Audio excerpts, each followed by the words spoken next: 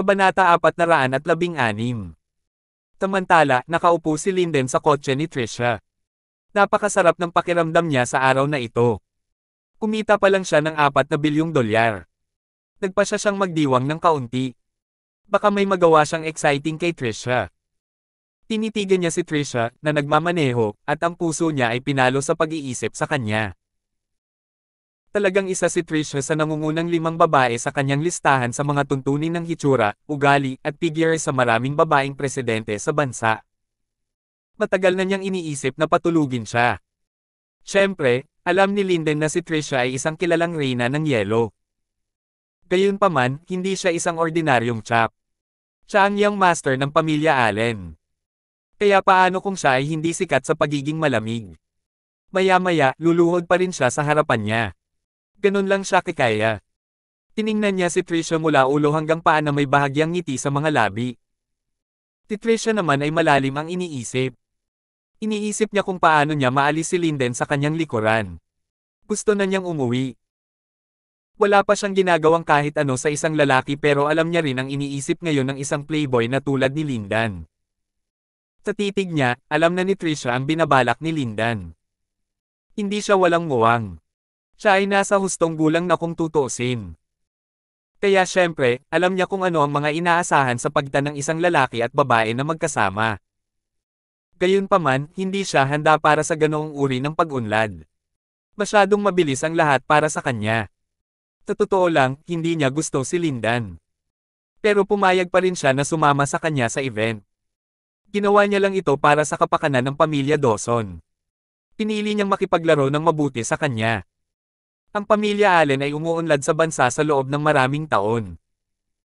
Bagamat kapwa ang pamilya Dawson at ang pamilya Allen ay palaging iniisip ang kanilang sariling mga negosyo.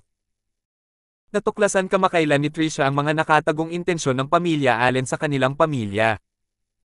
Ang pamilya Allen ay tila may balak na dahan-daang sakupin ang kanyang pamilya.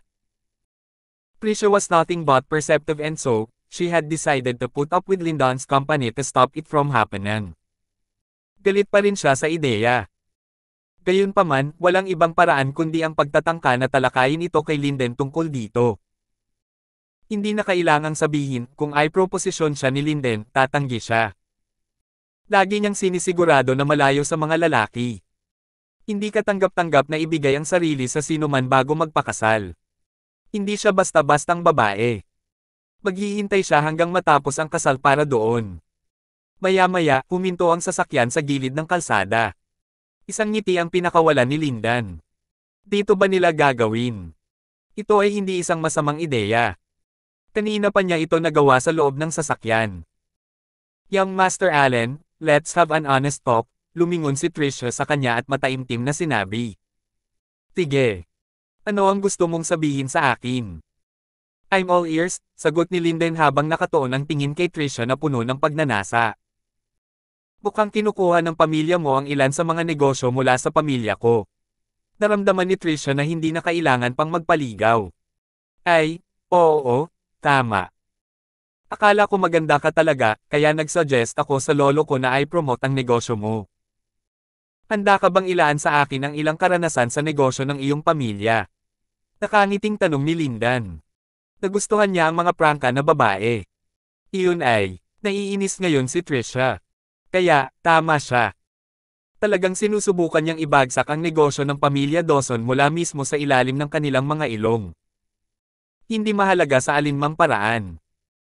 Alam mo, Trisha, palagi kitang gusto, inabot ni Linden at hinawakan ang kamay ni Trisha habang umuungol.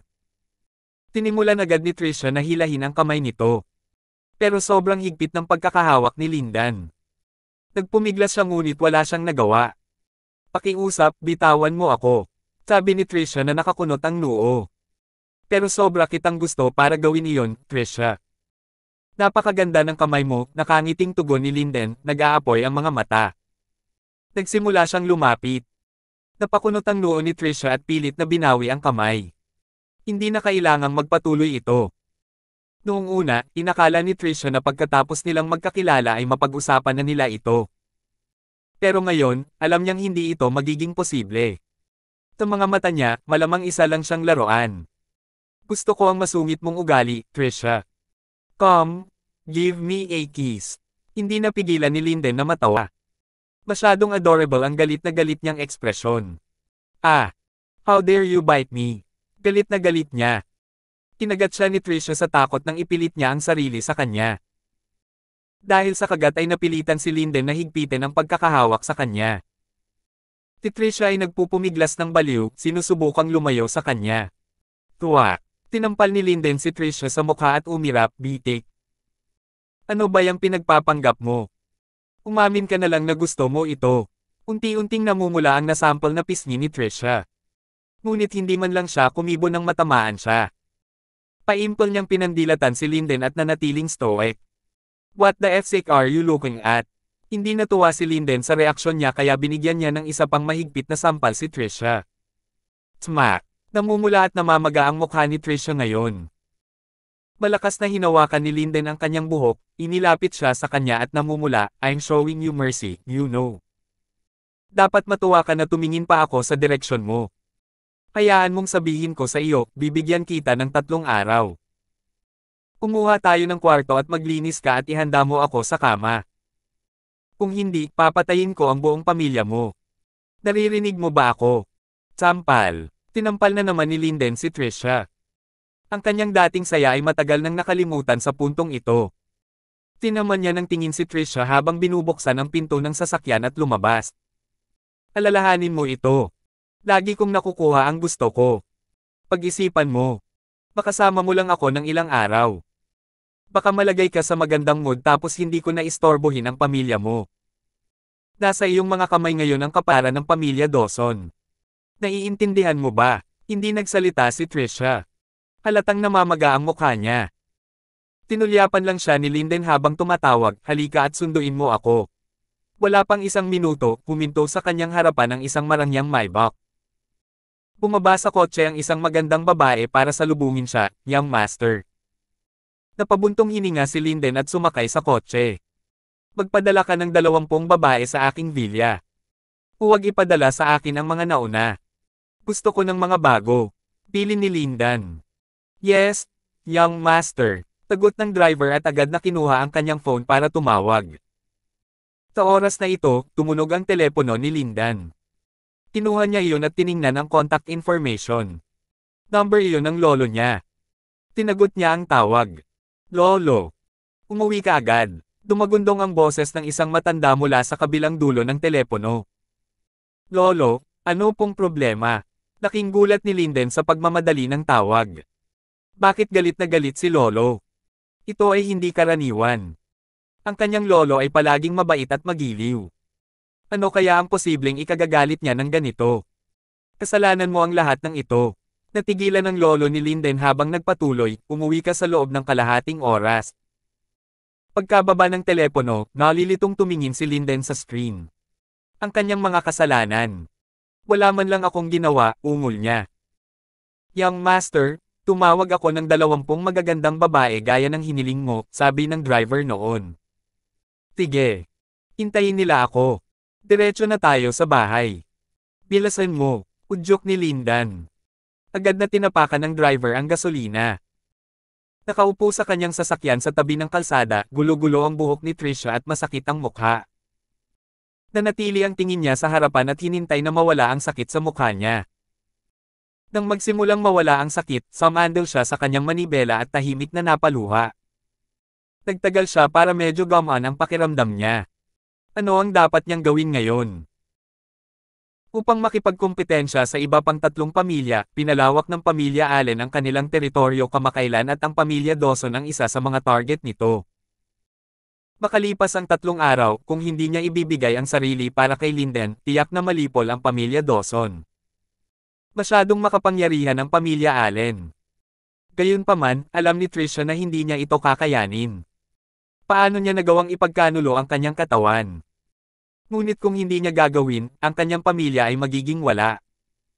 Talagang hindi niya alam kung ano ang gagawin ngayon. Anong gagawin ko? Ano ang dapat kong gawin? Paulit-ulit na bulong ni Trisha sa sarili. Walang tigil ang pagpatak ng mga luha sa kanyang mga mata habang pinipisil ang kanyang puso sa kalungkutan. Kahit kailan ay hindi siya maiyak. Pero ngayon lang siya sinampal at pinagbantaan. Ibibigay niya ang sarili niya. Isang pa sa oras na ito. Young Master. Kinilabutan ng driver habang pinagmamasdan ang eksenang nasa harapan niya. Kasabay ni Linden ang kasiyahan sa loob ng sasakyan kasama ang isang magandang babae. Bakit ka nagkakagulo? Kaway ni Linden sa driver sa pagkaputol. Hindi, Young Master. Kaya lang. Parang sira ang daan papunta sa bahay. Tignan mo, nagmamadaling paliwanag ng driver na mukhang gulat na gulat. Pagtingin niya sa paligid, nakita niyang may isang tumpok ng mga sasakyan na nakabaligtad sa kalsada. Ano ang nangyari? Ang mga sasakyan ay mukhang kabilang sa Superb Household Forces. May mga wasak ding helicopter sa malapit. Ay, mahal. Nang pagmasdan din sila ni Linden, nagalit siya. Ano ang nangyayari? How dare someone make trouble here? Gusto na ba nilang mamatay? Galit na sigaw niya. Wala namang nangyari kanina. Ito ay tiyak na una. Wala akong ideya, nanginginig sa takot ang driver habang sumagot. Iniisip niya sa kanyang sarili ang galit, sino ang maglalakas loob na gawin ito? Isa ba ito sa 3 pang pamilya? Sa bansang ito, ang mga pamilyang iyon lang ang may lakas ng loob na gawin ito, tama. Kung tutuusin, hindi pa naganap ang ganitong sitwasyon mula nang itatag ang pamilya Allen. At saka, ang mga sasakyang ito ay lahat ay pagmamay-ari ng mga gwardya ng pamilya. Lalo silang may kakayahan. Kaya, paano sila napunta sa ganito? Masyadong hindi maintindihan. Pumasok na tayo. Dapat nasa loob ang tanggang gumawa nito. How dare they make such ruckus on our property? Napasimangot si Lindan. Isa itong malaking sampal sa mukha ng pamilya Allen. Kung alam ito ng ibang tao sa bansa, magiging katatawanan ang pamilya Allen. Hinding-hindi mangyayari iyon. Hindi nagtagal, huminto ang sasakyan sa tarangkahan ng bahay. Bumaba si Linden sa sasakyan at pumasok sa loob na nakaramdam ng panghihina ng loob at galit habang iniisip, how dare they mess with my family? Papatayin ko sila. Kabanata 417. Tapansamantala, sa living hall ng pamilya ng Allen. Hindi siya makapaniwala na ang isang tao ay talagang may mga bayag upang hamanin ang pamilyang Allen na ito. Ito ang unang pagkakataon sa mga siglo. Sa sandaling ito, si Leonard Allen ay nagagalit sa galit. Tumulyap siya sa kanyang kasambahay na nakahiga sa sahig na may isang pares ng maulap na mga mata. Kilala niya si Elder Allen sa buong buhay niya ngunit ngayon mukhang hindi siya nakikilala. Namamaga ang mukha ni Elder Allen at ang kanyang bibig ay naglalakad ng dugo. Ang ilan sa kanyang mga ngipin ay tumingin din na kumatok din. Nakakainis ang kanyang puso. Inilipat ni Leonard ang kanyang tingin upang tumingin sa malayo sa kaawa-awang paningin. Pagkatapos ay nakipag-ugnay siya sa mga estranghero na nakatayo sa kanyang tahanan. May isang lalaki at 2 babae. Sa katunayan, si Bettina, Mark, at Melda ay pinamamahalaang upang hindi masaktan. Si Bettina ay isang master sa labanan. Paano mahawakan ng isang matandang lalaki ang kanyang sarili laban sa kanya? Sa loob lamang ng ilang minuto, natalo si Elder Allen. Sa kanyang gulat, tumawag siya sa master ng pamilyang Allen. Kinaladkad ni Bettina si Elder Allen sa villa sa pamamagitan ng kanyang kwelyo. Walang sino man ang matapang na subukan at pigilan siya. Gayunpaman, ang bulwagan ngayon ay unti-unting napapaligiran ng mga tao mula sa pamilyang Allen. Ang napakahusay na puwersa ng sambahayan ay lahat ay na-deploy upang ipagtanggol ang kanilang sarili mula sa bagong banta na ito. Samantala, ang mga tao na dinala ni Bettina ay nakayo rin sa pintuan, na pinapanood ang kanilang mga kalaban na may mga mukha na wala sa anumang damdamin. Ang pag-igting sa bulwagan ay stifling. Ang isang labanan na magtatapos sa dugo at sigor ay magsisimula sa anumang segundo. Sino ka? Ang boses ni Leonard ay kumulog na. Ang naghihirap na katahimikan ay sa wakas nasira. Sa araw na ito, ang pamilyang Allen ay hinubere ng dignidad nito ng 3 estranghero na ito. Kailangan niyang maunawaan ng mga estranghero na ito kung sino ang kanilang pakikitungo. Sila ang pamilyang Allen, alang-alang sa Diyos. Magagawa nila ang anumang nais nila sa bansang ito at walang pipigilan sa kanila. Paano maglakas loob ang mga taong ito na lumabag sa kanilang tahanan? Babayaran nila ito sa kanilang buhay. Bumalik na ba si Linden? Tanong ni Bettina. Manahimik ka. Isang boses na nakipag-ugnay. Gaano ka manggahas na makipag-usap sa aking lolo ng masungit? Kung tatanungin ka niya ng isang katanungan, kailangan mong sagutin. Isang ina po ng pamilyang Allen na sinaway. Nakakainis talaga ito. Hindi siya makapaniwala na ang kanyang pagtulog sa kagandahan ay pinutol ng gayong kalokohan sa kalagitnaan ng gabi. Bukod dito, ang mga estranghero na ito ay lahat ng mga maharlika. Hindi niya alam kung sino ang alinman sa kanila. Wala ka sa posisyon na makipag-usap sa akin, sabi ni Bettina, na pinipigilan lamang ang isang mabilis na sulyap sa binata. FCK. Nagsimulang mag-fume ang lalaki. Siya ay isang batang master ng pamilyang Allen. Paano magkakaroon ng katapangan na makipag-usap sa kanya ng ganito? Kinuha ni Linden ang $4 na bilyong mula sa aking batang master kapalit ng isang hotel. Kaya, upang maging ganap na matapat, ito ay isang medyo prangka na problema sa isang madaling solusyon, sinimulan ni Bettina na ipaliwanag. Ang aking batang master ay nagbabayad ng pera. Bilang kapalit, kailangan mong ibigay ang hotel at lagdaan ang kontrata. Isang pagsabog ng pagtawa ang nagsimula matapos niyang matapos ang kanyang mga salita. Ang lahat ng mga miyembro ng pamilyang Allen ay nakakakled na parang narinig lamang nila ang pinaka-nakakatawang biro ng siglo. Sumimangot si Leonard sa kanya at nagtanong, ang aking apo ay kumuha ng $4 na bilyong mula sa iyo. Oo. Ang aking batang master ay may ebidensya sa video ng engkwentro din, sabi ni Bettina at nagpatuloy sa paglalaro ng video na binaril ni Mark sa kanyang telepono. Habang pinapanood ng pamilyang Allen, pinatawa lamang sila kahit na mas mahirap. Haha. Ito ang ideya ni Linden ng isang biro. Pulish ka na kunin ito para sa tunay. Ang isa pang miyembro ng pamilyang Allen ay pinamamahalaang lumabas sa gitna ng kanyang pagtawa. Well, ang pera ay nabayaran na kahit na. Kaya bakit hindi natin lagdaan ang kontrata ngayon? Malinaw na sinabi ni Bettina habang siya ay hindi nababagabag sa kanilang pagtawa. Nag-sneer si Leonard. Pagkatapos, sumagot siya ng may panunuya, kaya paano kung kinuha ni Linden ang iyong pera? Pinaikit ni Bettina ang kanyang mga mata habang si Mark ay nag-scow. Sa puntong ito, nakolekta na ni Melda ang kanyang sarili. Nakita niya ang sapat upang matukoy na si Mark ay tiyak na may kakayahang harapin ang pamilyang Allen. Kung hindi, hindi niya mapipilit ang kanyang sarili dito. Alam mo na ang $4 na bilyong ay naglalaro lamang ng pera sa amin. Dahil ibinigay mo ito sa amin, ituturing namin ito bilang isang regalo sa iyong ngalan. Ang pera na pumapasok sa pamilyang Allen ay hindi lumalabas.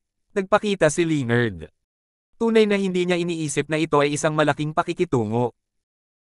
$4 na bilyong ang marahil ay itinuturing na isang malaking kapalaran sa mga taong ito, maaaring ang dahilan kung bakit sila nagmamadali dito upang harapin ang mga ito ng labis. Nagpatuloy siya sa pag-sneer, hindi pa kami nagkaroon ng balak na ibenta ang hotel. Dahil inilipat mo na ang pera sa amin, ngayon.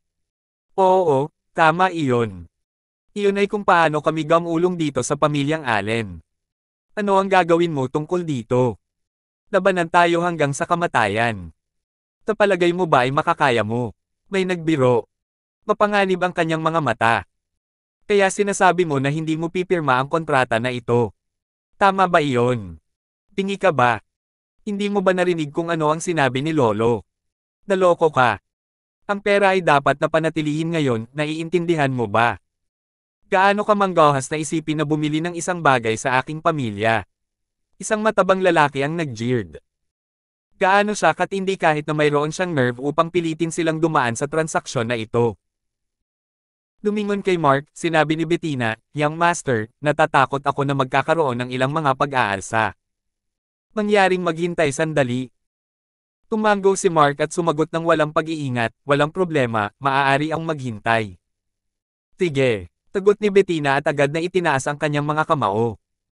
Kung hindi nila nais na pag-usapan ito, kailangan niyang pilitin ang kanyang kamay. Panahon na upang labanan. Sa sandaling ito, gayunpaman, isang galit na boses ang nagsabi, F-sick. Sino ang impyerno? Paano nang ahas na kumilos tulad nito sa harap ng aking pamilya? Ngumiti ng bahagya si Mark nang makilala niya ang boses. Bumalik na si Linden. Tumalikod siya upang tumingin sa likuran at nakita si Linden na nagmamadali. Si Linden ay nagagalit sa galit. Pagkatapos ng lahat, sino ang hindi makakakita ng nakalulungkot na estado ng pag-aari ng pamilya Allen ngayon? Ito ay lampas sa nakagagalit. Hell, ikaw na. Pinalawak ni Linden ang kanyang mga mata sa kawalan ng paniniwala at bulalas habang nakatingin siya kay Mark. Nang siya ay pumasok, naisip niya na ang isa sa iba pang tatlong pamilya ay nagawa ito sa kanila. Pagkatapos ng lahat, sa loob ng buong bansa, sino pa ang may kakayahan o lakas ng loob na gawin ito maliban sa kanila? Nagtataka siya kung babasagin nila ang kanilang mapayapang pag-aayos sa nakamamatay na araw na ito. Kapag siya ay naglalakad, handa siyang turuan ang mga taong ito ng isang aralin. Sa pagtataka niya, nakita niya na ang taong naghihintay sa kanya sa loob ay Mark. Akala niya nakakakita siya ng mga bagay. Ngunit hindi, ito ay totoo. Ito talaga siya.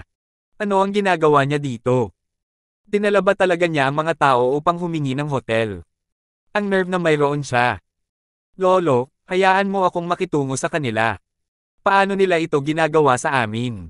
Sumigaw si Linden kay Leonard habang mabilis siyang bumagsak. Ikaw si Linden, hindi ba? Tumalikod si Bettina at sinulyapan siya ng malamig.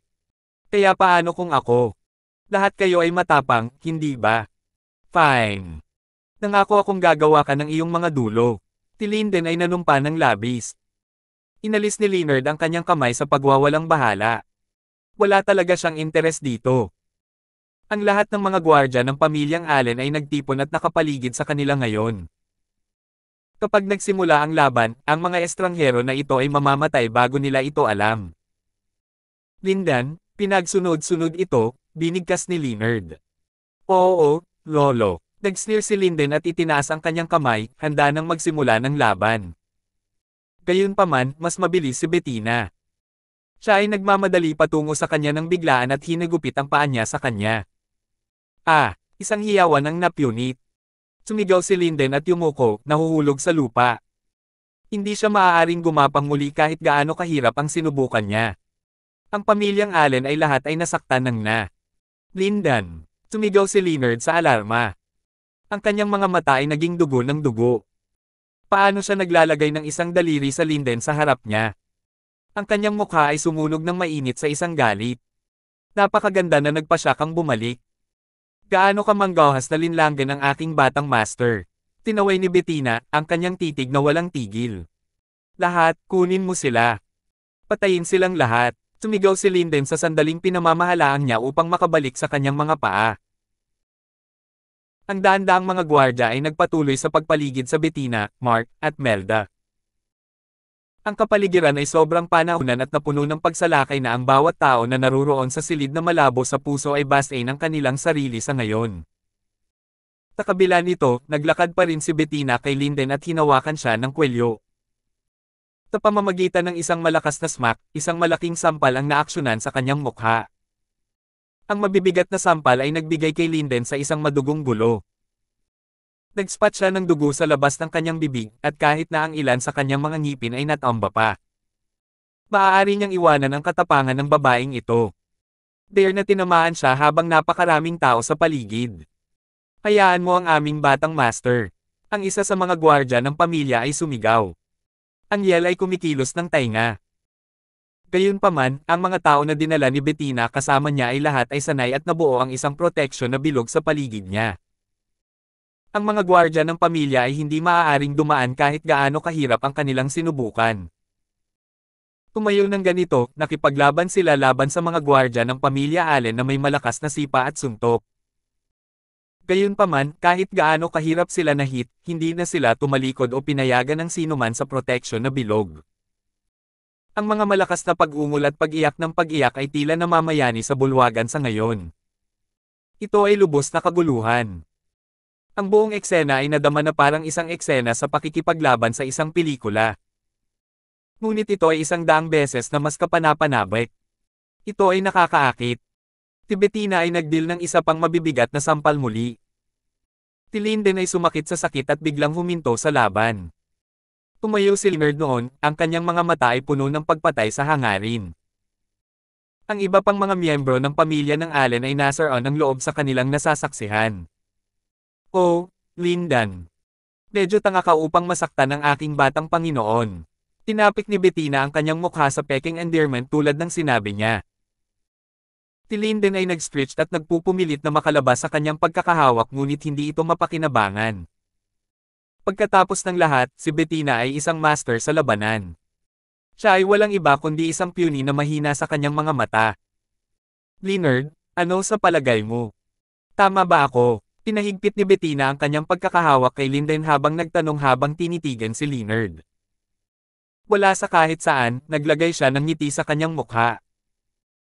Ito ay isang ngiti na sumigaw ng kalmado at binubuo na naiiba ang pagkakaiba sa bulwagan na puno ng pagkabalisa. Alam mo ba kung sino ang aking batang master? Tanong ulit ni Bettina. Sa harap ng pamilyang Allen, wala siya kundi isang yapek. Sumagot si Leonard. Ito ay talagang isang nakakahiyang araw para sa kanila, hindi ba?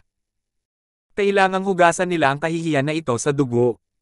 Nakatira ka ba sa ilalim ng isang bato? Habang ang pangalawa ng pamilya Allen sa wala sa bansang ito, saan sa palagay mo nakatayo ka sa buong mundo? Nagtanong si Bettina. Si Leonard ay niniting ang kanyang kilay at tinanong, ano ang ibig mong sabihin doon? Ang mga salitang ito ay nagpapahintulot sa kanya na magkaroon ng isang pagsasakatuparan. Habang ang pamilyang Allen ay bahagi ng nangungunang 50 pinakadakilang pamilya sa buong malawak na mundo. Marami pa ring mas malaking pamilya at mga organisasyon na mas maimpluwensyahan kaysa sa kanila. Gayunpaman, hindi masyadong pamilyar si Bettina. Si Leonard ay hindi pa nakatagpo sa kanya bago ito. Mayroong palaging isang tao na mas mahusay kaysa sa iyo sa labas, alam mo. Ikaw ang Panginoon ng pamilyang ito, ngunit bakit hindi ka nakakagambala sa konsepto? Wala ka bang naiintindihan tungkol sa kung paano gumagana ang mundo? Nag-sneer si Bettina habang nanunuya siya. Ang mukha ni Leonard ay nagdilim sana. Lolo, tulungan mo ako. Biglang sumigaw si Linden. Wak! Tinampal siya muli ni Bettina at ang ilan pa sa mga ngipin ni Linden ay kumatok.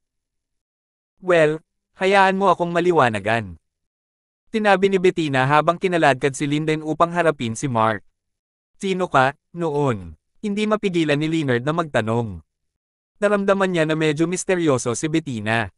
Ano ang kasama niya? Hindi iyon ang tanong na dapat mong tanungin. Dapat ay tinanong mo kung sino ang aking batang Panginoon, itinuwid niya siya. Si Leonard ay hindi isang tulala. Sa ngayon, ang mga tao na si Mark ay nagdala ng umiwas na daan-daang mga gwardya mula sa napakahusay na puwersa ng sambahayan.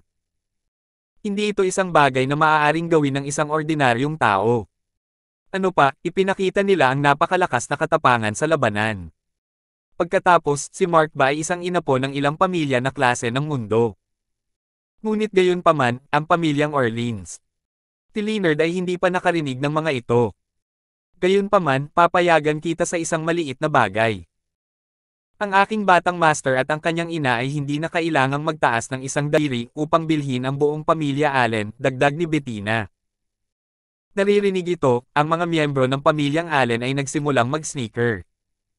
Ano sa mundo ang pinag-uusapan ng babaeng ito? Bilhin ang buong pamilya Allen. Ito ay lubos na walang katotohanan. Masasabi na ang pamilyang Allen mismo ay hindi alam kung gaano karaming pera ang mayroon sila. Napakaraming mga pag-aari na mabibilang sa ilalim ng kanilang pagmamay-ari at mahirap para sa kanila na subaybayan. Kaya paano maiisip ng isang tao na bilhin ang lahat? Tumulyap si Leonard kay Bettina na nakakasala. Hindi ka naniniwala sa akin. Kalimutan ito. Darito, magpapakita ako sa iyo ng isang bagay. Ang iyong pamilya ay may maliit na scale, low-end tech na kumpanya sa Estados Unidos, di ba? Dapat mong malaman ang tungkol dito, sabi ni Bettina bilang may itinapon siya sa kanya. Ito ay isang piraso ng halwang metal tungkol sa laki ng isang kuko. Inabot ni Leonard upang kunin ito sa hangin gamit ang isang scowl. Agad, nabigla siya sa kanyang hawak. Anong uri ng metal ito? Bakit ito mabigat? Halos hindi niya maiiwasan ang bigat ng lahat. Tinitigan niya ito ng ilang segundo at pagkatapos ay dumating sa isang kakilakilabot na pagsasakatuparan. Tama si Bettina. Ang pamilya Allen ay nagmamay-ari ng isang kumpanya na gumawa ng ilang menor de edad na pananaliksik sa tech sa mga halwang metal sa Estados Unidos ngunit palagi silang nabigo na magkaroon ng isang T. Tagumpay. Sa makatuwid, hindi talaga ito mabubuhay. Napagpasyahan na niyang isara ang kumpanya kung hindi ito nagdala sa kanya ng anumang mga prutas sa 10 taon. Nakarating siya sa tech na kumpanya bago at alam na mayroong isa pang katulad na kumpanya na napakalaki sa Estados Unidos. Ito ay isa sa mga nangungunang 3 kumpanya na nagsaliksik sa isang espesyal na uri ng halwang metal. Ang material ay maliit ngunit mabigat at ito ay lubos na mahirap at mahalaga. Tinatayang 1,000 beses na mas mahal kaysa sa ginto. Laging nais ni Leonard na magsaliksik ng ganitong uri ng halwang metal ngunit hindi pa siya nakakita ng paggamit para dito. Lubhang naiinggit siya sa mga tao na maaaring. Kung ang isang tao ay maaaring makagawa ng halwang metal sa dami na kasing laki ng isang hapag-kainan, sulit na malapit sa daan-daang milyong dolyar. Narinig din niya na ang kumpanyang ito ay nagsimulang gumawa ng halwang metal na nangangahulugang dapat silang gumawa ng daan-daang milyong dolyar sa isang buwan. Sa kabila nito, hindi pa niya nakita ang ganitong uri ng halwang metal ng personal hanggang ngayon. Maaari bang si Mark ay anak ng boss ng kumpanya ng tech na iyon? Ang mukha ni Leonard ay humina sa kaisipang ito.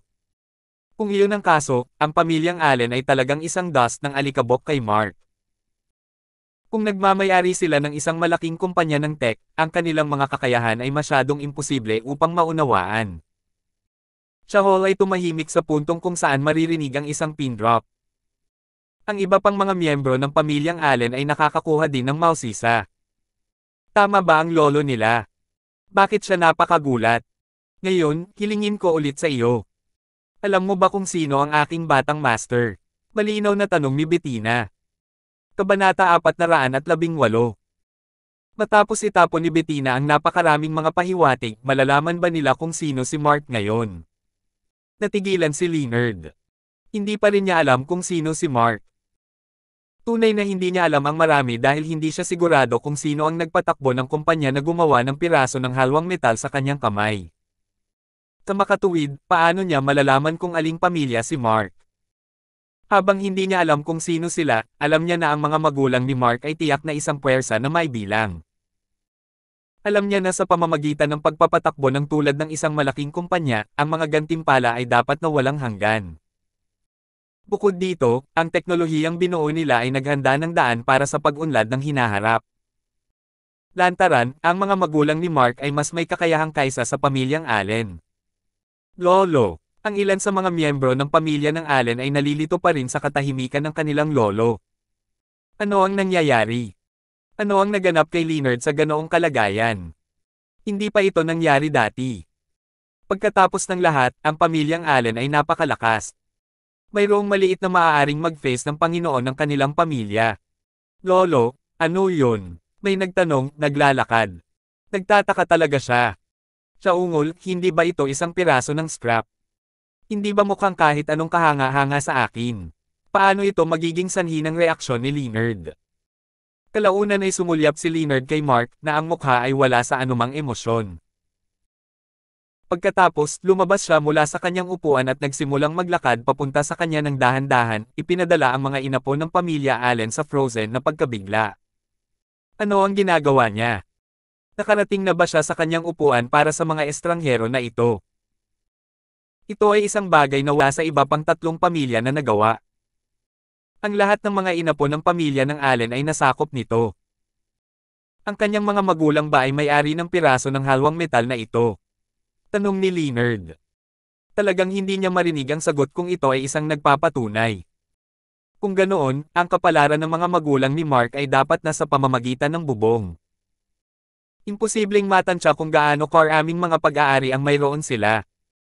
Alam ni Leonard na ang kanyang pamilya ay namuhunan ng maraming pera sa kumpanya ng tech ng Estados Unidos. Gayunpaman, ang kanyang kumpanya kung ihahambing sa Marks ay walang iba kundi isang alikabok ng alikabok.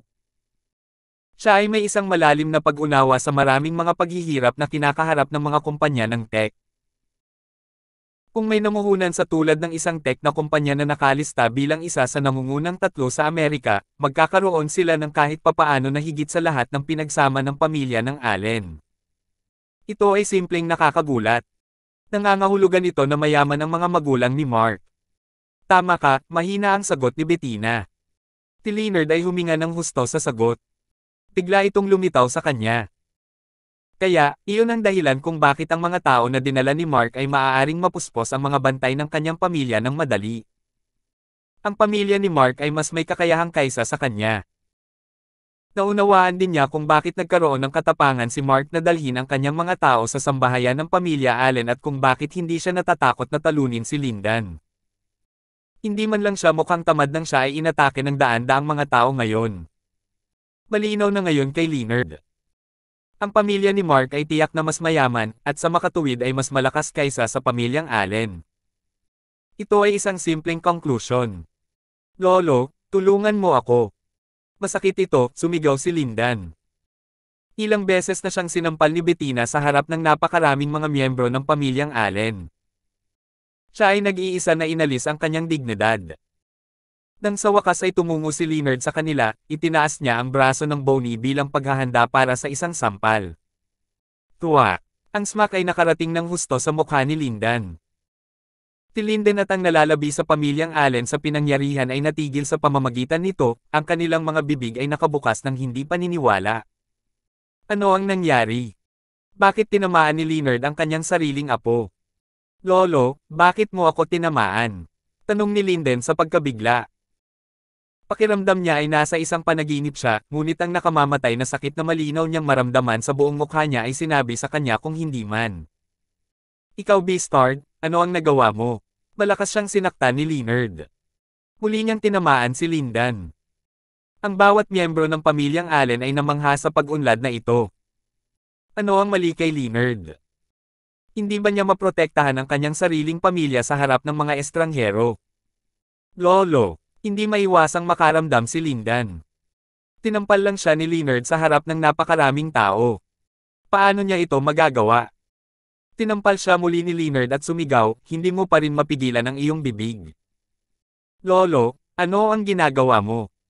Itigil ang pagpindot sa akin. Kumusta naman sila? Kunin ang mga tao upang talunin sila sa halip. Umiyak si Lindan habang tinuro niya sina Mark at Bettina. Ikaw Beastard. Si Leonard ay halos wala sa paghinga sa sarili pagkatapos ng mabangis na berating. Ang bulwagan ay bumagsak ng labis. Ano ang punto ng pagpapahaba ng laban? Malinaw na alam mo kung paano ito magtatapos, sabi ni Bettina. Bumagsak si Leonard sa kanyang dila at tinanong, kung gayon, ano ang gusto mo? Una, nais kong pirmahan ang kontrata na ito, sabi ni Bettina habang ibinibigay ito. Sige. Ibabalik ko rin ang $4 bilyong nang naaayon din. Hindi kailanman inaasahan ni Leonard na ang mga salitang ito ay lumabas mula sa kanyang sariling bibig. Ano? Lolo, galit ka ba? Bakit mo ito ginagawa? Ito ay walang katotohanan. Ang isa sa mga miyembro ng pamilyang Allen ay sumigaw, nagulat. Ito ay maaaring mga hulugan lamang ng isang bagay. Ang kanilang lolo ay talagang sumuko sa iba. Hindi nila ito makapaniwala. Lolo, napahiya si Lindan sa kanyang nakikita. Naisip pa rin niya na si Mark ay dumating dito sa kawalan ng pag-asa. Gayunpaman, ang reaksyon ni Leonard sa sitwasyon ay nag-ambala sa gayong mga saloobin. Maaari bang maging mas malakas ang pamilya ni Mark kaysa sa kanyang sarili? Imposible. Ang pamilyang Allen ay isa sa 4 na pinakadakilang sambahayan sa bansa. Si Melda ay nababagabag din. Bilang Panginoon ng pamilyang Allen, paano isusuko ni Leonard ang kanyang sarili na ganyan kay Mark? May kakayahan ba talaga si Mark? Young Master, ano sa palagay mo? Tanong ni Bettina kay Mark. Kung narito si Karen, tiyak na tatanggi siyang tanggapin ang pera. Hindi mo na kailangang ibalik ang pera, pirmahan lamang ang kontrata. Pinili ko ang hotel mula sa iyo patas at parisukat, sabi ni Mark. Si Bettina ay nasiyahan sa kanyang sagot. Magagawa rin ni Karen ang parehong desisyon. Siya talaga ang anak ng kanyang ina. Fine, tiningnan ni Leonard ang isang pagtingin kay Mark at nilagdaan ito kaagad. Pagkatapos nito, inilayo ito ni Bettina. Lindan, gumawa ka ng isang tanga sa aking batang master. Makukuha mo ang darating sa iyo ngayon. Halika, masira ang kanyang mga paa. Nag-order si Bettina. Anong sinabi mo? Galit na sigaw ni Leonard. Tuwa. Itinaas ni Bettina ang kanyang kamay at sinampal siya, si Leonard, ang Panginoon ng pamilyang Allen. Ang iba pang mga miyembro ng pamilyang Allen ay patuloy na nagbabantay ng tahimik sa pagkabigla, kasama ang nalalabi sa mga gwardya ng pamilya Allen na nakapaligid sa kanila. Lolo! Hoy, ano ang ginawa mo? Ang mga inapo ng pamilya ng Allen ay nagbigkas dahil hindi sila makapaniwala sa katapangan ng babaeng ito. Ang mukha ni Leonard ay nasusunog pa rin sa sakit. Sa pamamagitan ng isang pagtaas ng kanyang kamay, pinatahimik niya ang bulwagan. Tumulyap si Bettina at lumakad palapit sa kanya. Leonard, hindi mo pa ba narinig ang tungkol kay Karen Lee noong nasa States ka? Ano? Bumagsak si Leonard. Nalito siya sa pagbanggit ng pangalan ni Karen. Siyempre, narinig niya ito. Noong siya ay nasa Estados Unidos, alam niya ang pamilyang Lee. Isa sila sa 4 na pinakadakilang sambahayan sa mundo. Narinig niya na ang mas ng pamilyang Lee ay may anak na babae na napakakaakit-akit. Sa oras na ito, nais niyang makarating sa pamilyang Lee at pakasalan si Karen. Ngunit hindi niya ito pinansin, kaya't wala siyang magagawa tungkol dito. Pagkatapos ng lahat, ang 4 na pinakadakilang sambahayan sa bansang ito kumpara sa Big Four sa buong mundo ay hindi maihahambing sa bawat isa. Hindi katakataka na mayroon silang pera upang mamuhunan sa tulad ng isang higanteng tech. Ibig mong sabihin, siya ay isang Lee? Tanong ni Leonard sa isang mababang boses. Oo, tama iyon. Sabihin mo sa akin, ano ang pamilyang Allen sa kanila? Tanong ni Bettina. Si Leonard ay nawala ng mga salita na nagpabuntong hininga sa pagkatalo. Oo, kung ihahambing sa isang pamilyang klase sa mundo, ang kanyang pamilya ay wala. Alam niya ang mga limitasyon ng kanyang sariling pamilya. Bukod sa iba pang 3 maimpluwensyang pamilya sa bansa, hindi niya sineseryoso ang ibang pamilya. Magagawa niya ang nais niya, anuman ang kahihinatnan. Ngunit ngayon, lumingon ang mga talahan na yan. Sila ang mga hindi sineseryoso sa oras na ito. Ang kumpiyansa ni Leonard ay nagkaroon ng lahat ngunit nawala. Hindi ko nais na ulitin ang aking sarili. Ang iyong apo ay nasaktan ng aking batang Panginoon. Kaya, kailangan niyang masira ang kanyang mga paa. Bettina scowled. Si Leonard ay nasa isang problema ngayon. Tinulyapan niya si Linden na nasa isang pagkabigla pa rin. Kinuha niya ang kanyang ngipin at handa nang mag-order ng isa sa kanyang mga tauhan na gawin ang trabaho ngunit inalog siya ni Bettina. Hindi, ginagawa mo ito. Ako, siya ay nagtanong ng malakas. May problema ka ba dyan?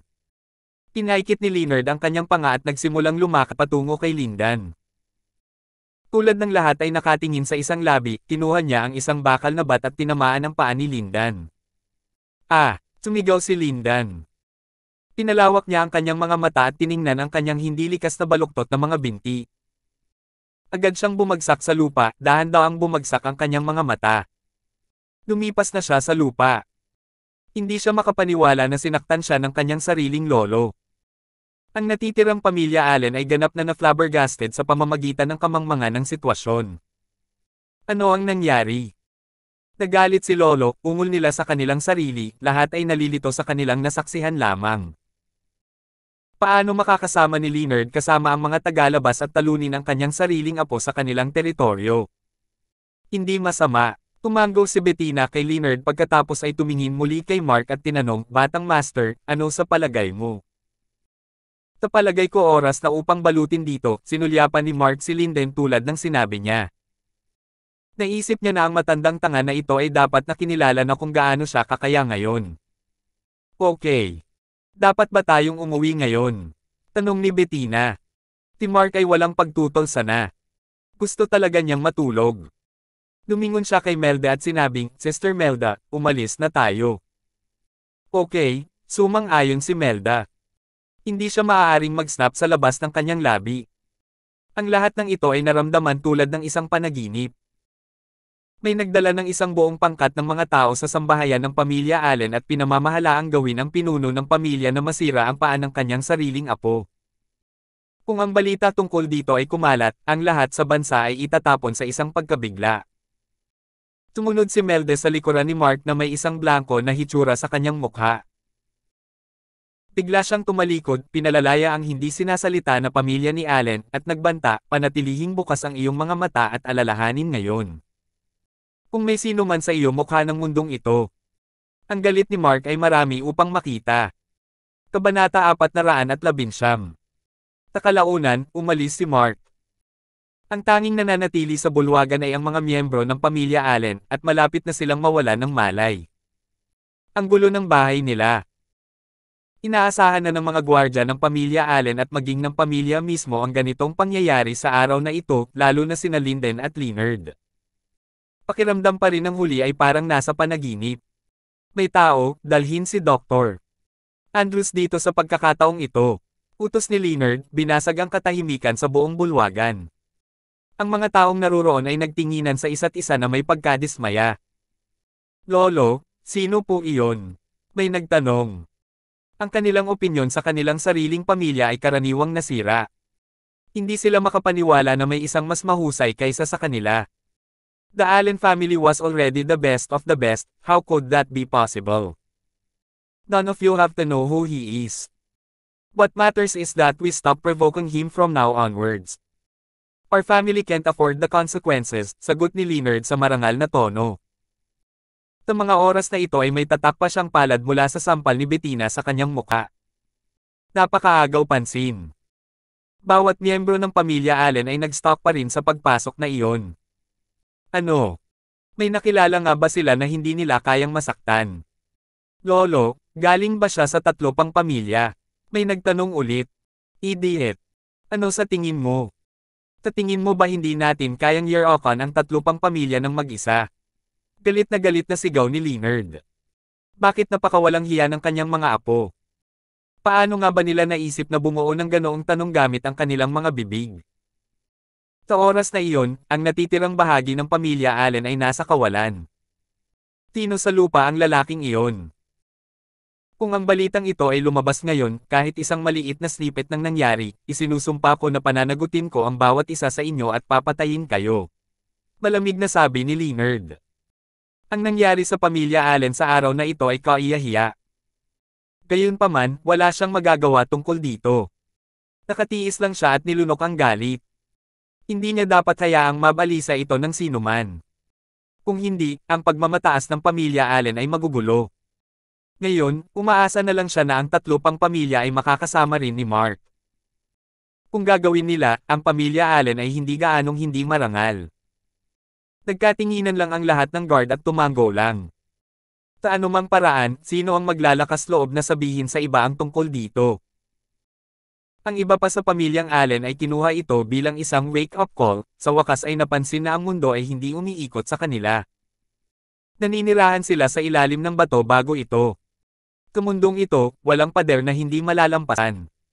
Samantala, sa sambahayan ng pamilya Champ. Nakarinig si Cheryl ng chismis tungkol sa maraming sasakyan na nagpakita sa bahay ng pamilya Allen noong nakaraang araw.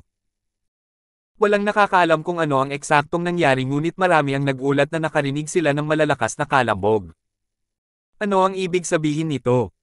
May umahan ba sa pamilya Allen para manggulo? Si Cheryl ay isang matalinong babae at siya ay natutuwa sa kanilang kasawian. Sa katunayan, ang Big Four na pamilya ay palaging nag-aaway sa kanilang sarili kapwa sa publiko at sa pribado. Kung may nangyaring masama sa pamilya Allen, malaki ang pakinabang nito sa pamilya Champ. Gustong-gusto niyang malaman ang pangyayari, ngunit wala talagang paraan para magawa niya iyon.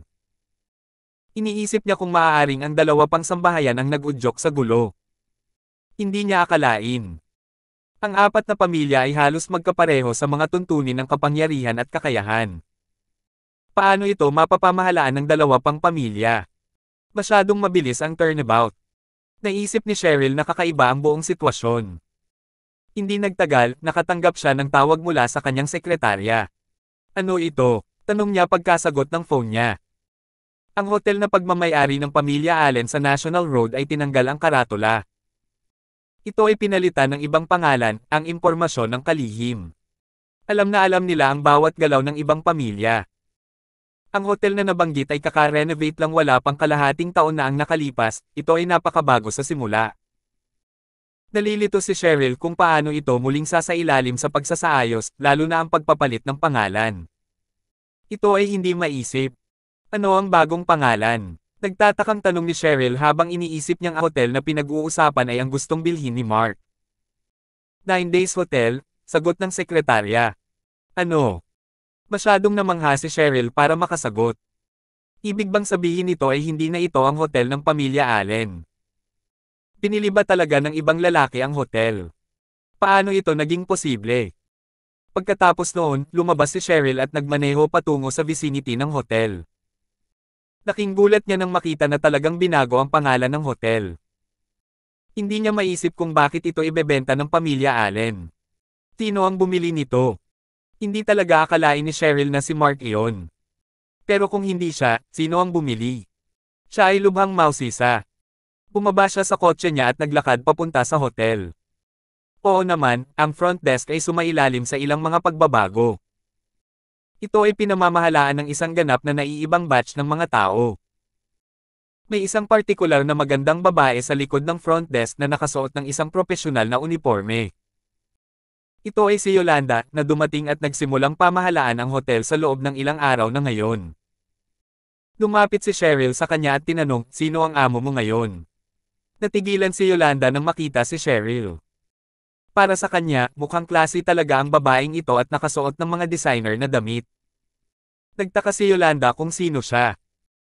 I apologize, our boss keeps a low profile, Yolanda answered with a slight smile. Kung ganoon ang kaso, ibig sabihin, ililipat ang pagmamayari, di ba? Gulat na tanong ni Cheryl. Paano ginawa ng taong iyon? Oo nga, sagot ni Yolanda. Mahirap talaga para kay Cheryl na unawain ito. Kung pag-aari niya ang hotel, hindi niya iisipin na ibenta ito. Ang pamilya Allen ay hindi nagkukulang sa pondo, kaya bakit sila nagpasya na ibenta pa rin ito? Ito ay masyadong kakaiba. Maya-maya, umalis si Cheryl at bumalik sa kanyang sasakyan. Tabik siyang malaman kung may bagong challenger na lumitaw sa bansa. Tinadya ba nilang patayin ang 4 na pinakadakilang sambahayan? Matapos niyang ikalat ang balita sa WhatsApp, ang iba pang 2 pamilya ay nagulat na natanggap din ang balita. May nangyari ba sa pamilya Allen? Akala nilang lahat. Kung hindi iyon ang kaso, bakit nila ibebenta ang kanilang hotel? Hindi nagtagal, kumalat ang balita na parang apoy sa publiko. Naging mainit na paksa para sa talakayan. Nang marinig ito ni Leonard, nagalit siya at gustong malaman kung sino ang nagbalita. Akala niya kung sino man sila, may death wish sila. Samantala, 3 araw na inisip ni Trisha ang banta ni Linden pero hindi niya talaga kayang tumawid sa sarili niyang hangganan. Nagpasya siyang kausapin muli si Lindan. Hindi mahalaga kung bugbugin siya o pahirapan. Tumanggi siyang ibigay ang kanyang katawan ng ganoon. Tinawagan niya ang numero ni Linden, puno ng kaba ngunit walang sumasagot. 2 araw pagkatapos ng ibinigay na deadline, ganoon pa rin. Nakaramdam siya ng takot at pagkabalisa. Nagbago ba ang isip ni Linden at nagplanong dumiretso na lang para sa kanyang pamilya? Si Trisha ay nagtatrabaho sa isang estado ng takot. Hanggang sa marinig ng kanyang kaibigan na nagtatrabaho sa ospital mula sa orthopedic surgeon na ang binti ni Linden ay nabali at na siya ay ginagamot para dito. Nabigla siya. No wonder hindi niya sinasagot ang mga tawag niya. Gayunpaman, sinong nasa tamang pag-iisip ang mga ngahas na baliin ang binti ni Linden? Pinag-isipan ito ni Trisha. Isang tao ang pumasok sa isip niya gaya ng ginawa niya, si Mark. Siya ba ang bumugbog sa kanya? Pero hindi ba imposible iyon? Ang katayuan ni Mark ay tiyak na hindi katumbas ng pamilya Allen. How would he have the guts to? All of a sudden, naputol ang pag-iisip ni Trisha nang makita niya ang isang pamilyar na figure na nagmamaneho patungo sa isang hotel. Kamukhang kamukha ng driver si Mark. Pero hindi ba niya sinaktan si Linden? Paano siya nakalabas dito nang hindi nasaktan? Hindi makapaniwala si Trisha. Kung tutuusin, sikat si Linden sa pagiging walang awa. Paano niya hahayaang makatakas si Mark? Tumagi sa isip ni Trisha ang pag-iisip. Hindi kaya nabugbog talaga si Linden ni Mark. Tinimulan siyang sundan ni Trisha, sinundan siya sa paradahan ng sasakyan. Gayunpaman, nagulat siya nang makitang nagbago na ang tanda ng hotel. Ano ang nangyayari? Pinagmasdan niya ang pagbaba ni Mark sa kanyang sasakyan, patungo sa pasukan. Ang doorman ay partikular na magalang sa kanya na ikinagulat ni Trisha. Pinili ba talaga ni Mark ang hotel na ito? Paano ito naging posible? Sa isang kapritsyo, nagpasya siyang bumaba sa kanyang sasakyan at kausapin siya. Mr. Orleans. Si Mark nakakapasok lang sa hotel ay lumingon sa likod at nakita si Trisha. Napakaganda niya sa kanyang tangkad at perpektong kurba. Nagtataka siya kung bakit siya napunta rito. Oo, tanong niya. I'd like to ask you something. Is this hotel? Masakit na pintig ang puso ni Trisha sa kakahintay. Kung talang binili ito ni Mark, ibig sabihin ay mas makapangyarihan siya kaysa sa pamilya Allen. Yes, it's mine now. Nabili ko na, mataray na sagot ni Mark. Walang may tatago sa kanya dahil nandoon siya nang diretso niyang ilipat ang pera kay Lindan. Natarante si Trisha at tinanong niya, paano pumayag ang pamilya Allen. Walang alinlangan na ang hotel ay nasa ilalim ng bagong pamamahala kahit na ang signboard ay pinalitan. Umakyat lang ako sa bahay nila and the guy named Leonard agreed, nagkibit-balikat na paliwanag ni Mark. Nako! Hindi maproseso ni Trisha ang impormasyong ito. Bigla siyang nagkaroon ng epiphany. Maaari siyang humingi ng tulong kay Mark. Nabali ang paa ni Linden ngunit pagkatapos niyang gumaling ay tiyak na mahahanap niya ito para muling pagbabantaan. Kung si Mark ay kasing kapangyarihan ng pamilya Allen at nasa kanya ang kanyang proteksyon, hindi ba ibig sabihin nito ay hindi siya mangangahas na hawakan siya ni Lindan? Pwede ba kitang i-chat? Tanong ni Trisha, na puno ng kinakabahang paru-paro ang kanyang tiyan. Ito ay isang magandang pagkakataon. Chat. Parang wala akong dapat kausapin. Wala namang ginawa sa akin si Aaron. Actually, this is not about my brother, it's about me. I really need your help with something, napakagatlabi si Trisha habang nagmamakaawa. Ikaw. Humihingi ka ng tulong sa akin. Tanong ni Mark na bahagyang nagulat. Ano ang nangyayari? Hindi ba nakita ni Trisha si Linden? Bakit siya lalapit sa kanya para humingi ng tulong? Oo, may oras ka ba? Tanong ni Trisha. Just tell me what you need. Pag-iisipan ko, sagot ni Mark. Hindi siya pamilyar sa babaeng ito. Bagamat maganda ang hitsura niya, hindi siya masyadong kilala nito. Ano ang dapat niyang sabihin? It's between me and Lindan. Nag-ipon ng lakas ng loob si Trisha at sinabi kay Mark ang tungkol sa engkwentro nila ni Linden at ang mga pananakot na ginawa nito. Hindi inaasahan ni Mark na makakarinig ng ganoon. Ano ang kahulugan nito? Paano siya mapipilit ni Linden sa ganoong bagay? Kabanata 420. Gayunpaman, naisip ni Mark na normal para sa mga lalaki na magkaroon ng ganoong damdamin para sa mga kababaihan tulad ni Trisha. Sa pinakakaunti, si Trisha ay matangkad, balingkinitan, at may mga paa na umaabot ng milya-milya. Sino ba naman ang hindi magkakagusto sa kanya? At the same time, hindi naisip ni Mark na tama si Linden na pilitin si Trisha na samahan siya ng ganito. So Mr. Orleans, will be help me? Tanong ni Trisha na naglakas loob. Kung hahayaan niyang kunin siya ng isang marahas na tulad ni Linden, hindi ba siya pahihirapan hanggang mamatay?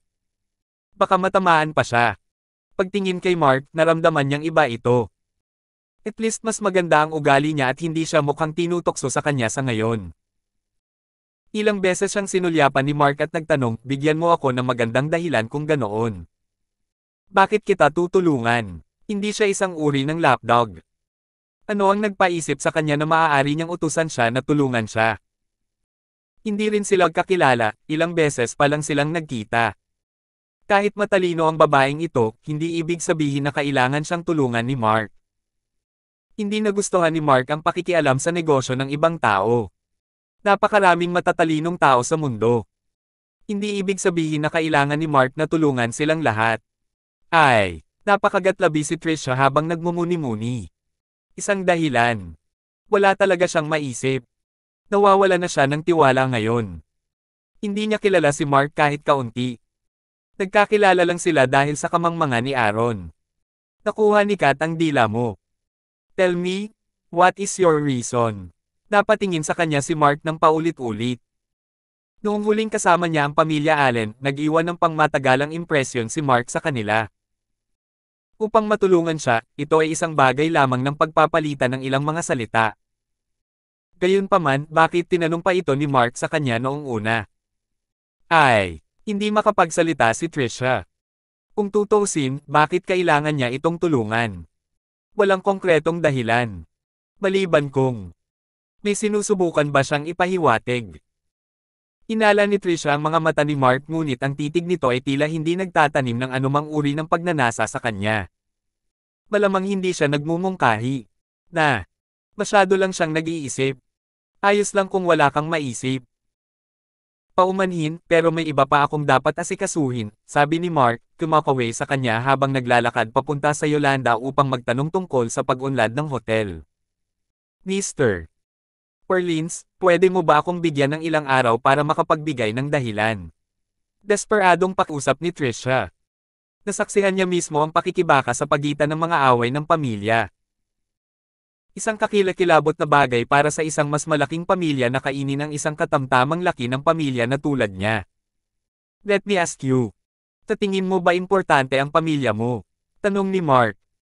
Oo, walang pag-aalinlangan na sagot ni Trisha. Kung ganoon ay nakapili ka na ngayon, hindi ba? Gusto mong protektahan ang iyong pamilya ngunit gusto mong protektahan ang iyong kawalang kasalanan sa parehong oras. Imposibleng magkaroon ng pareho. Dapat ay napakalinaw kung alin ang dapat mong pumili ka, sabi ni Mark. Trisha will usually give Mark a slap to the face at this point pero hindi niya magawa. Humihingi siya ng tulong sa kanya. Hindi siya sapat na matapang na gawin iyon kahit papaano. Kung tutuusin, nagawa niyang pilayin si Linden saglit. Pagkaraan ng maraming araw, si Linden ay tahimik at hindi siya inistorbo. Hindi niya magawang magalit kay Mark dahil dito. Kung magagalit siya kay Mark, alam niyang mas malala ang kahihinatnan niya. You better have a nice think about it yourself, dagdag ni Mark. Excuse me, pero nabali mo ba ang paa ni Linden? Tinanong ni Trisha kung napakahalagang kumpirmahin ang bagay na ito. Hindi. Simpleng sagot ni Mark. Hindi ikaw yon. Tapos, sinong gumawa? Natigilan si Trisha. Leonard, mahina akong sagot ni Mark. Napabuntong hininga si Trisha dahil doon. Natakot siya sa narinig ngunit nagtanong muli pagkatapos ng ilang pagsasaalang-alang, inutusan mo ba siyang gawin ito? Tumagot siya, I guess I did. Technical, ito ay utos ni Bettina ngunit siya ay nagtatrabaho para sa kanya. Kaya, ito ay halos pareho. Natigilan si Trisha sa pagkagulat. Ganyan ba talaga kikaya si Mark? Hanggang sa puntong pinilit niya si Leonard na personal na baliin ang binti ni Linden. Hindi siya makapaniwala na may sapat na kakayahan si Mark para pilitin maging si Leonard na sumuko sa kanya. Maaari mo ba akong tulungan? Lalong nagsusumamo si Trisha. Kung magagawa niyang ibalik ni Leonard ang sarili niyang pamilya, magagawa ni Mark na ayusin ang problema niya sa loob ng ilang segundo. Again, why should I? You couldn't even explain that to yourself. I'm not a charitable person, you know, Mataray na sabi ni Mark. Nawala nang masabi si Trisha. Mr. Orleans, what happened that day? Naisip niya na baka may sama ng loob ito sa kanya noong isang araw. Kung tutuusin, hindi niya tinawag si Linden dahil sa bastos nitong ugali sa kanya. Well, we don't know each other well anyway. Don't overthink too much. If you can't give me a good reason, I suggest you find yourself a bodyguard, sabi ni Mark at nagpatuloy sa pagtalikod, on ang kanyang paraan upang mahanap si Yolanda. May balak pa sana si Trisha pero napakagatlabi para pigilan ang sarili. Sa huli, napabuntong hininga na lamang siya. Hindi siya makaisip ng dahilan sa ngayon ngunit may punto si Mark. Lagi siyang makakakuha ng bodyguard. Kailangan niyang protektahan ang sarili kung sakaling gusto ni Linden na ilabas ang kanyang pagkadismaya dahil sa nabali nitong binti sa kanya. Kawakas ay lumabas na siya ng hotel. Saan siya makakahanap ng bodyguard? Tinawag niya ang kanyang assistant. Hanapan mo ako ng bodyguard. Babae, sabi ni Trisha. Pinaba niya ang tawag pagkatapos nito.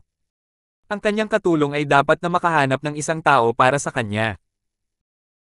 Gaya ng inaasahan, wala pang kalahating oras, nakatanggap siya ng tawag mula sa kanyang assistant na may pangalan ng bago niyang bodyguard. Nang tingnan ni Trisha ang pangalan ng bodyguard, napabulong siya sa sarili, Blood Leopard. Sa information sheet, nakasaad din na isa siyang assassin. Isa nakakadebo pa lang. Sa abot ng buong bansa, ang Blood Leopard ang pinakamurang tulong na makukuha ng isa at siya ay lubos na may kakayahan. Hindi inisip ni Trisha kung magkano ang aabutin nito. Ang kakayahan ng Blood Leopard na protektahan siya ang pinakamahalaga. Ayaw talaga ni Trisha na protektahan siya ng taong ito. Kung tutusin, kakadebut pa lang niya, kaya naisip ni Trisha na baka hindi siya masyadong competent. Hindi kayang isugol ni Trisha ang sarili niyang kaligtasan ng ganito. Akmang hihilingin niya sa katulong na ipagpatuloy ang kanyang paghahanap, tumunog ang kanyang telepono. Ito ay isang tawag mula sa isang hindi kilalang numero. Sagot naman ni Trisha. I'm Blood Leopard. You can trust me to protect you with my life. Relax ka lang. Walang emosyong sabi ng babae sa kabilang dulo. Sa totoo lang. Si Lilibet ay ang Blood Leopard. Natapos na niya ang kanyang unang trabaho at naramdaman niyang hindi masama ang industriyang ito. Makakatulong talaga itong maasa ang kanyang pisikal at psikolohikal na kakayahan. Isa pa, kaya niyang pagkakitaan ito.